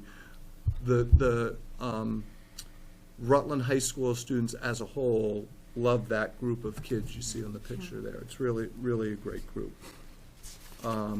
And then my last slide focuses on a few areas, 3 areas, and I'm just going to talk a little bit about, in general terms, about these 3 programs at the high school. You can read through the bullets there. School Within the School is an after-school program. It's 2 to 4 in the afternoon, and it services, as you see, 16 students. We have some teachers. The term we use is push into that program. So we have a math teacher, an English teacher, a science teacher, all teaching as part of that curriculum. And also Cindy Trevino and Carolyn Gregory are the 2 primary teachers in that classroom. And again, that's a 2 to 4. Their day starts at 2 in the afternoon and goes until 4 in the afternoon. Opposite end of the spectrum or the day, we have this PACE program, and those are students who attend on an abbreviated day schedule in the morning. Most of these students are in the building A, B, and C block. Sometimes we stretch it out to D block for any number of reasons. Those students just haven't been successful in a full day, 5 period a day program. So we abbreviate their day limit the amount of time they're transitioning from one class to another. Most of their day is spent with Cindy in the morning in the PACE classroom. And again, we push in with some content area teachers, a math teacher, I know is in there, an English teacher. And I Yes. think, I think that may be it. And social studies. And social studies, But, okay. but the students also can come out and take classes with the general Mhm. population as they're able to do. Yep. And then you're familiar with Grove Street. We talk a lot about that throughout the course of the year. We have 42 students at Grove Street. And that, Grove Street, unlike the other two programs, is removed from the Stratton Road complex. Grove Street's, right around the corner on 77 Grove Street. Just kind of in wrapping up, as I was preparing for this program, and getting ready and kind of putting my thoughts together, I was thinking about, we don't have these flexible programs. They're not just for these overachieving advanced placement kids. It's not just for the middle of the road, traditional kind of high school kids, or not just for the kids who are struggling. These programs are for all of Rutland High School students, and I think it demonstrates our commitment to meeting the needs of all of our students and continually trying to adjust what we offer so that we're meeting their ever-changing needs. All right. So, as I mentioned, 3 big buckets, academic, social, emotional learning, and the flexible pathways that you've heard about. And with that, I will open it up to questions. So I was going to say that I've had the privilege of sitting on this side of the table for quite some time now, and it never ceases to amaze me the amount of program and just the content of what you guys do and the accommodations of what we do for all of our students. It really makes you feel proud to be a school board member and that this is our district, because we offer, there's so much in here that we individualize. There's groups, there's clubs, there's so many things that you put together that it's kind of hard to believe that we can kind of keep all that going, but we do. And I think it's just impressive, and it's something telling about our district and our administration and teachers. I think it's just amazing, really. There's a lot here. Thank you. Not just the high school, middle school too, but Thank you. yeah, it's impressive. I'll just add to that I think it's the work of a lot of out-of-the-box thinking to try to meet student needs, and a lot of it is teacher-generated ideas. Jen mentioned the Rutland Foundation. We've had 5 Rutland Fellowships from Rutland High School. I think we're the leading district in the state that have funded teachers to see these initiatives through. One of them is Place that you'll hear about soon. So I feel like we try to use the resources we have and other opportunities just to think differently about school and how to make it successful for students. Yeah, and in the individuals that step up to do this and make it so successful for the students, it's just great. It's really great. Yeah, I want to just echo that and say that it feels like nothing we do is average, right? I feel like, I know we're maybe biased because we're here and this is our. No, you're right. Right. Go on. Keep going. Keep going. Yeah, it seems like nothing we do is average, and so it is. I mean, I've learned so much in my 2 years on the board about the amazing work that you all do. It's incredible. 2 quick questions, Jen, on the School Connect Advisory curriculum in advisories year 3. So we're in the 3rd year of doing that. Is that what you? We're in the 3rd year of doing it in our advisory program. Okay. Prior to that, we introduced it to our freshman class. And Stacy actually went in and taught a lot of it, and then the teachers. Oh, okay. Our health Good. class. So it was being phased in, and now it will be in every year. Yeah, Is that? so these kids have had it for 4 years. So it's There's every year there's different subject areas, so they've now cycled through all 4. Okay. Oh, got it. Oh, great. Okay. Thank you. And my last question is Rob doing the introduction to rugby? You're done. Okay, got it. I just wanted to say that after listening to these, and it's going to come out Mr. Sampson. I'm sorry, but That's all right. I just know you as that because of my kids. But Steve. I love what you said about how you're trying to adjust and meet the needs of the students, and I heard that from all these presentations. And I just want to say, as a testimonial, as a parent who had a child that did not excel academically. Oh God, I'm gonna get emotional. Stop it. Every teacher and administrator that I dealt with in the school system put their hand out and tried to help my kid every single step of the way. And however he ends up, and he did what he did. But I never lacked help for my kid. I never lacked a path for my kid, and I never lacked the feeling that somebody in that school knows my kid and cares about my kid. So I just wanted to say that out loud, and I believe these presentations because I've seen this work, and it looks like it's just continuing and it's getting better. So yes, I'm biased, and yes, I think you all that we've heard tonight, it's just great. So I really appreciate it. Thank you.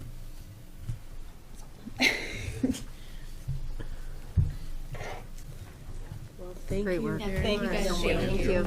Thank you. Here's the Danielle. Yeah, do you need a... Come every week. Okay, so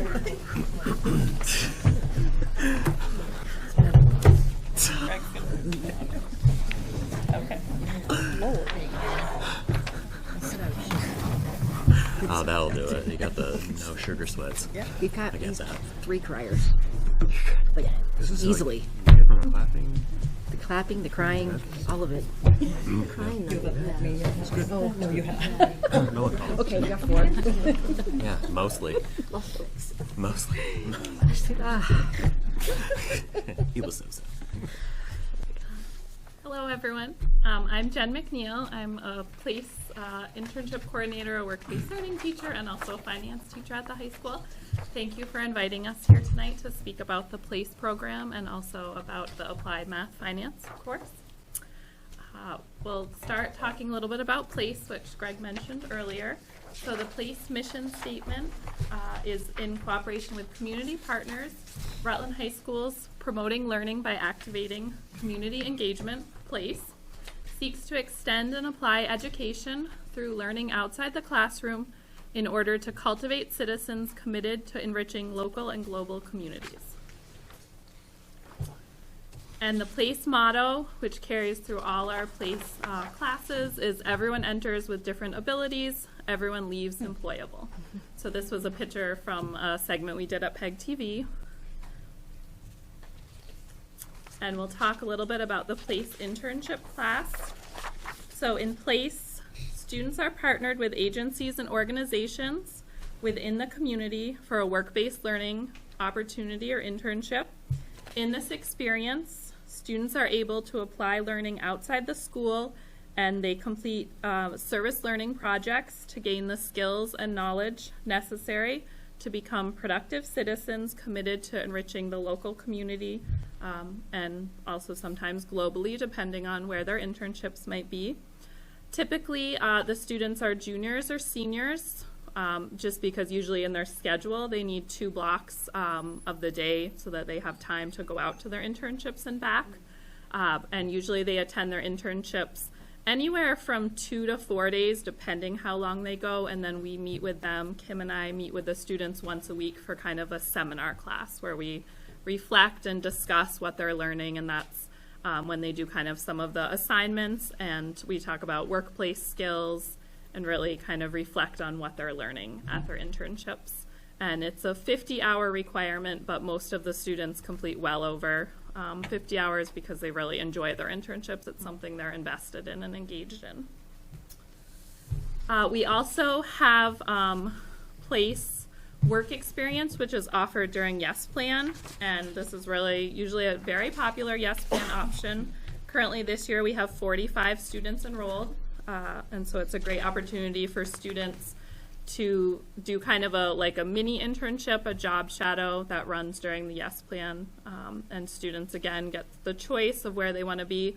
A lot of times students might do something in Yes Plan, and then the following year as seniors they might sign up for the PLACE program and do a full internship, so it's another great option that we have for students. These are a sampling of some of our student placements from this fall and spring semester classes.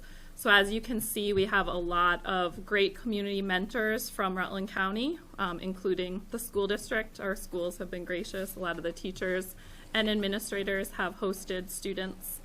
We have a lot of students interested in going into education, which is always great. Yes.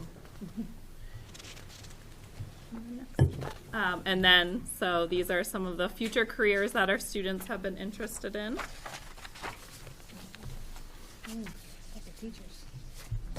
Yeah, definitely teachers, which is great. And these are some pictures from this year's students with their mentors, so just a sampling. So we have some at Eastwood Anna Clinic, the intermediate school, Northwest Primary. That's Loretto in the operating room with Dr. Marsh. And then now I'll introduce Anna Gallipo. So Anna, she is pictured in at Back on Track Physical Therapy, and she'll talk to you a little bit about her experience. Hi everyone, I'm Anna Gallipo. I'm a senior at Rutland High School, and I committed to the University of New England. I'm majoring in exercise science, and I plan on completing my doctorate of physical therapy later on. PLACE has allowed me to get hands-on experience in a physical therapy clinic that I wouldn't have gotten before. At my internship, I interact with patients, demonstrate exercises, and complete tasks around the clinic for my mentor. I was able to make a decision on becoming a physical therapist because of this program, and I'm very thankful for that. Thank you, Anna. That's great. And we'll skip that one, but if you want to look at the presentation later on, that was just a video. The students at the end of their PLACE internship put together a video of their experience, so we just included that in there if you want. That happened to be Carolyn was at Northwest School. Do you want to start? Sure. We also teach a career exploration class. We have, and it is from freshmen all the way to some seniors in the class. We investigate all kinds of different career paths and personal interest, and we try to, my number one goal in that class is to really get to know the students and what direction do they want to head. Because as we've heard over and over again, everyone learns differently, and no one is just paired together. So our students explore post-secondary options related to their career fields. We learn a lot of professional skills, as you have here as a portrait of a graduate. We talk a lot about soft skills and hard skills. And over again, I'm hearing in the community that students aren't ready to go to a job. Well, we cover all those skills that they need. We create a career portfolio, which includes their job application, their resume, a cover letter, their references, interview questions, interview answers, so they can actually leave with that career portfolio and take it with them when they leave the high school. So then they have a reference to fall back on. We sometimes even create LinkedIn portfolios for those juniors and seniors. We have guest speakers in our classrooms, which today we actually had a guest speaker in the medical field, and we were able to, we had some gentlemen that weren't real thrilled about that. They were mechanics and other aspects, but you know what? They had an amazing time. We explained to them how open the opportunities need to be, because you never know where you may end up down the line. So it was a great opportunity. Amanda Richardson came. So we had her into our classroom, and we had other speakers as well. We had 8 classes total this year of career exploration with 24 students in the majority of classes. And we also teach applied math and finance class. I'm a little biased. I love finance, so you'll catch me there. And over again, we hear from most adults of my age and older, I'll just say, none of the young folks, that this is the most important class that you never had. Yep. How many of these skills do the students need to have before they go out in the real world? So we'll just go to the next slide. So we offer this class, and I will tell you that both Anna and Jayla are in my personal finance class. I'm going to allow her to speak, but these are all the different units that we offer. I will tell you that out those units, types of credit and managing credit, how many assignments? Probably at least 25. So they know, you could ask them any question right now, they hopefully will be able to answer. We're working with insurance right now, so all the different kinds of insurance, not just house insurance. From anything that they need to know, preparing them for the best future that they possibly could have. And then we'll work on investments next. So they all know how they're going to become millionaires by the time they retire. They have that down. So I'm going to introduce you to Jayla. She's a junior in my class. Hi, I'm Jayla, and I'm currently taking finance with Mrs. Ransom. I chose to take finance class because it provides students like myself with the knowledge and skills to manage financial resources. I think it is very important to take class like this as a building block for a strong foundation of prudent financial practice for an early age. This results in individuals being more prepared to handle themselves financially in the future. Learning how to spend, save, and invest wisely can help students make better decisions now and in the future. Teachers can help students make the correct decisions regarding credit and risks by helping them learn about financial literacy topics as well. Great job. Thank you. Good job. So at this time, we're going to go, and also you can kind of see the budgeting, build up your budget up above. Students actually have, we have lessons that they actually can do online. All of our coursework is done in Google Classroom. So if a student comes in the next day and says, well, what did I miss? We just say you could get everything. It's all right here in front of you. So it's been an amazing experience. The students are absolutely incredible. I don't have a lot of absences from this class. We're really engaged in what we're doing, and hopefully they're going to leave with a great amount of knowledge. So I'm very thankful for it. Anyone have any questions about anything that we do have some pamphlets? Yes, the teachers and us, we brought, handouts. Handouts. So these are some place brochures that have our contact information, and it also has a link to our place website where we have a job board for students too. So if you know of any jobs, send them our way. That will put them on for students for the place website. And it links to all the student presentations. We post them there too.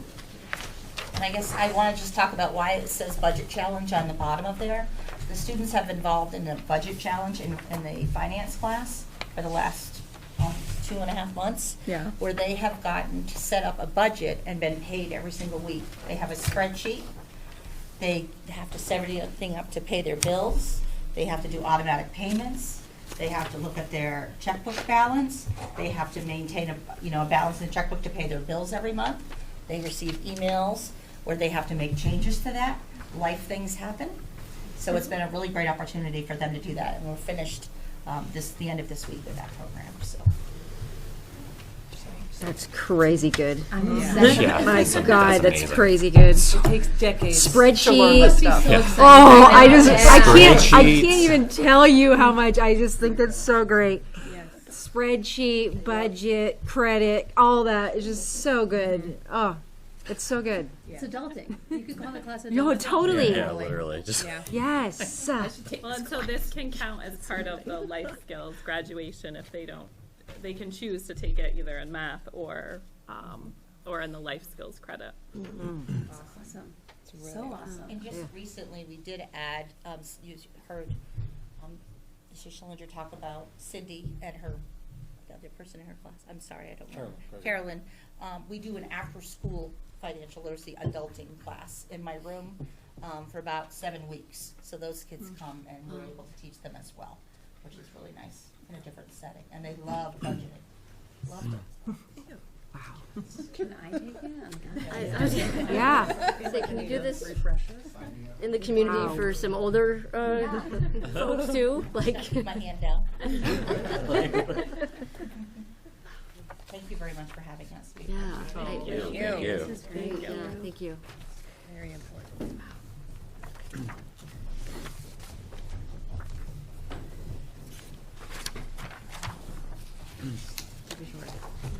I really feel like I need that. I decided I have a bad position on the agenda. Maybe change that. I'll be really fast because if Karen Bossie's going to watch this, she's going to want me to be really fast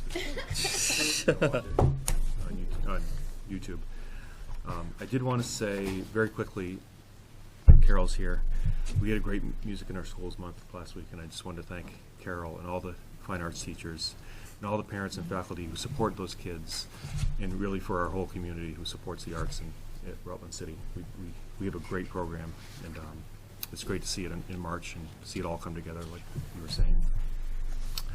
I have something that I have to kind of read in detail so I make sure I get it all right. So we have our, it's not Rutland City's robotics team, it's the counties or the regions, but we have a robotics team that works out of our spaces and with a lot of our staff, and we have a lot of RHS kids that are involved in it. So they had their the New England District Championships at the Big E last week, and I just wanted to tell you how they did. They did so well that the team will be competing at the first World Championship, first meaning that's the title of the organization, in Houston, Texas next week with 600 worldwide qualifying teams. So we're going to be one of those teams. Yeah, wow. It's really good. I'll mention a few names. Finn Smathers was selected as New England finalist for the Dean's List Award, and he will go on to be considered as a first Dean's List finalist at the World Championship. Our team, the iBots team, was selected as the New England First Impact Award winner for the region for their work promoting robotics and providing STEM educational experiences for youth in our areas. The Impact Award presentation teams consisted of 4 students. 3 of them are from Rutland High School. That includes Emma Cosgrove, Agatha Hopkins, and Finn Smathers again. And then our robotics team did so well in the competition, they made it to the last match of the semifinals. So in New England, they placed 17th out of 185 teams across New England. So did well enough to go on to the world competition.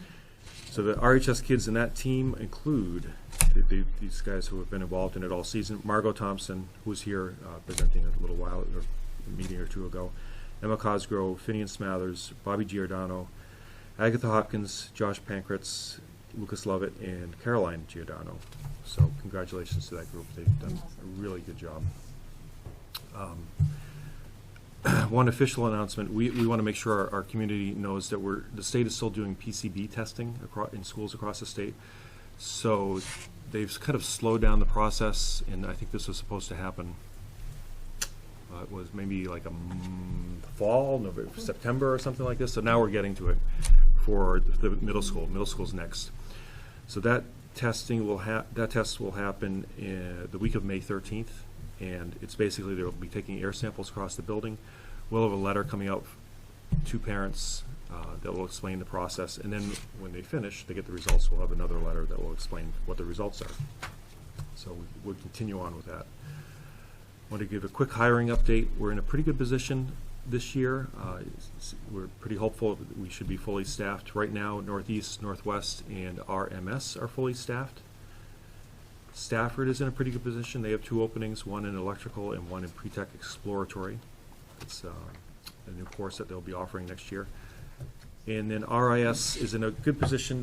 They're coming closer to completing a couple searches, so I don't know if I have my facts completely correct, but I think we still have a couple elementary openings and 1 special education opening at RIS. And then RHS probably has the biggest challenge. They have 2 math openings and 1 science opening, as well as a guidance counselor. I think we're close on the math, getting one of those math openings solved, but math and science positions are hard to fill. So let's see, Mr. Schillinger, who used to teach English, you could come back and be a math teacher at some point next year after he takes the finance course they were talking about. This is we've had meetings where we've had laughs, Cries? Applause, and now this is like a kind of a little bit of tearful, like kind of melancholy. So when Mr. Becker was presenting, I thought, wow, we really appreciate all that Mr. Becker did. As we all know, Mr. Becker will be leaving Rutland Middle School, and I just wanted to thank him for his great service to the community and to that school. He did a great job leading that school and getting all the great contributions that the whole staff has committed to making that a better place year after year. And it was great to have him here. We're going to miss Mr. Becker next year. Really miss you.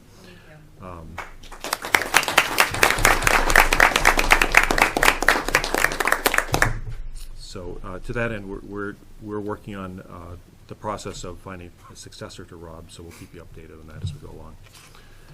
And one quick reminder, we talked about Soup Bowls for Hunger. That's this Thursday, the 18th annual Soup Bowls for Hunger, April 11th. That's to support local food pantries. It's at Rutland High School cafeteria in the afternoon, early evening.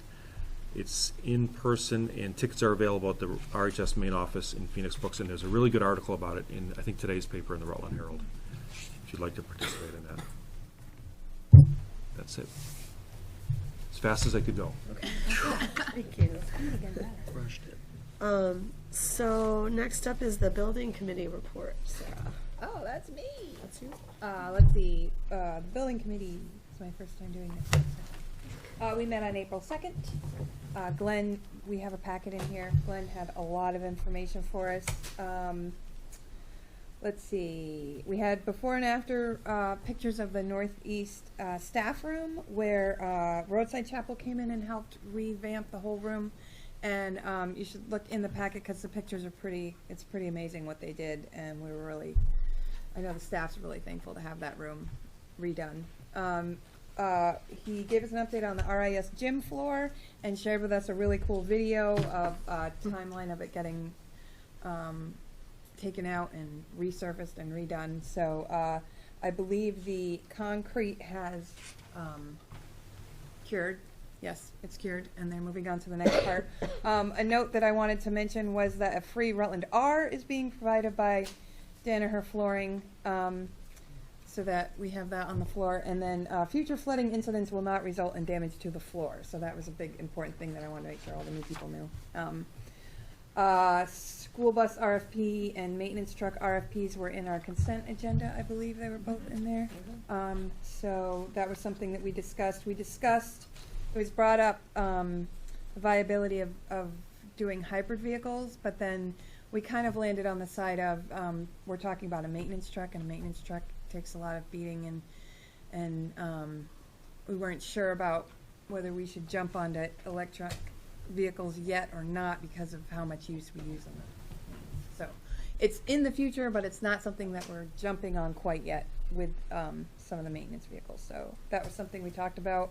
A big thing that's coming up is wayfinding signage going on in the schools. There's images and pictures in here and examples of what we discussed. I personally am very excited because I used to get lost in all these school buildings. So we're talking about having a very continuative, is that a word? Continuous? Continuative. Contiguous? Contiguous. Anyway, a cohesive set of signage for the schools, which is very exciting.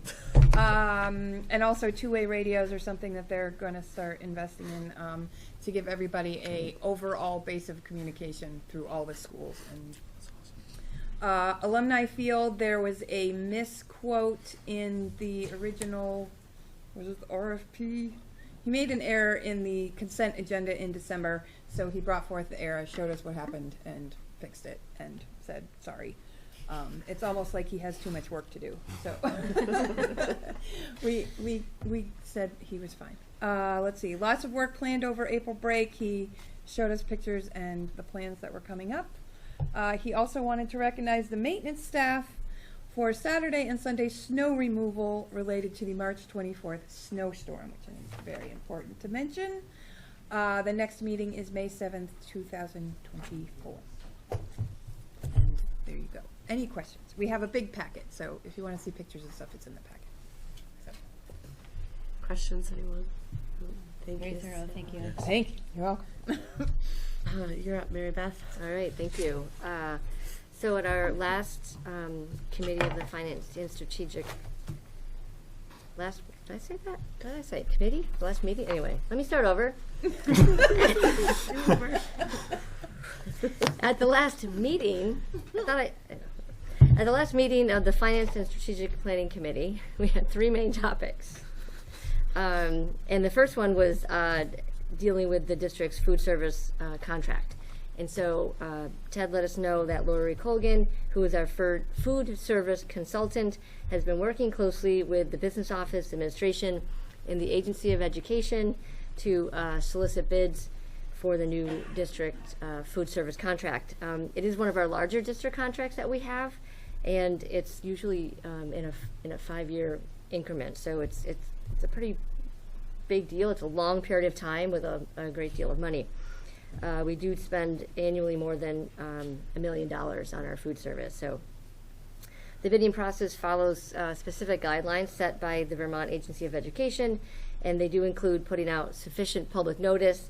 We did have 5 vendors that have expressed an interest so far, and final bids are due at the end of this month on the 24th of April. The AOE does review those bids and all materials and the entire process to ensure it's according to their guidelines. And they also actually, the AOE also has to approve the proposed contract. So there's quite a bit of guideline around all of this, which is great. And again, so the Finance Committee and the full school board will be asked to review a proposed contract either at our May or our June meetings. So, because we're looking to sign a new contract by June 30th in time for the new fiscal year. So that was topic 1. Topic 2 was a brief discussion about our strategic planning next steps. And so here our discussion focused on setting up the specific action plans, which I know have started, I think, in a meeting from last week, assigning some ownership among school leaders for implementation of the initiatives, and looking at timing and implementation steps, and of progress reviews, as well as the most important idea of selection of metrics to really be sure that we are making the progress and having the success that we say we're going to have. One theme that we did discuss was ensuring a solid balance between a timely start on the next steps and also not overburdening the staff during the busyness of the end of the school year. So really, and try not to bite off all of it at one time. It's just going to have to be overtime for sure. So we discussed the importance of selecting relevant and helpful metrics, which I mentioned before. Additional planning meetings will be conducted, and we'll have, including a full update for all administration leaders during their annual August retreat. So our third topic was the accounting migration, the accounting system migration, which of about 40% is complete, and at this time, no significant issues or surprises have been encountered. The business office does anticipate an on-time startup with the new software on July 1. The business team is pleased with the service provided by the vendor's consulting team. And so if you're the praying kind, on July 1, everyone, or just send some good vibes to Ted and his team, who have, I just want to give them amazing kudos on the work that they're doing relating to this project. We all know, most of us have probably been through some sort of a redo of some sort of system or software, and it is never easy. So big shout out to Ted and his team for sure, and whatnot. So anyway, our next committee meeting is scheduled for Tuesday, the 7th of May at 6 o'clock. Any questions? Any of these things? So, all right, good. Thanks again, Ted. Since Karen is not here, Rob, do you want to take us through the policies? So we had a policy meeting a week or two ago, and there are 2 policies there for first reading. The Equal Employment Opportunity Policy was updated to reflect the current federal language, and then the Employee Assistance Program was clarified to focus on the intent and the use of that tool, employee assistance, so that it can be supportive to our faculty and staff. And then what you would need to do is have somebody make a motion to accept those for first reading. I'll make a motion to accept that for first reading. Second. All those in favor? Aye. Any opposed? Motion Thank you. passes. Thank you, Rob. Dude. Do we have any unfinished business? No. Any unfinished business? Do we have any new business? No. No new business. Okay, I entertain a motion to go into executive session for the purpose of consideration of contractual matters, the premature release of information regarding those subjects, which would place the board at a substantial disadvantage. We'd like to invite Rob Bliss, Bill Olson, Ted Plemenos, and Pam Reed, please. So moved. Can I do that? Second. Second. I did it. Third. All in favor? Aye. Aye. Any opposed? No. Third.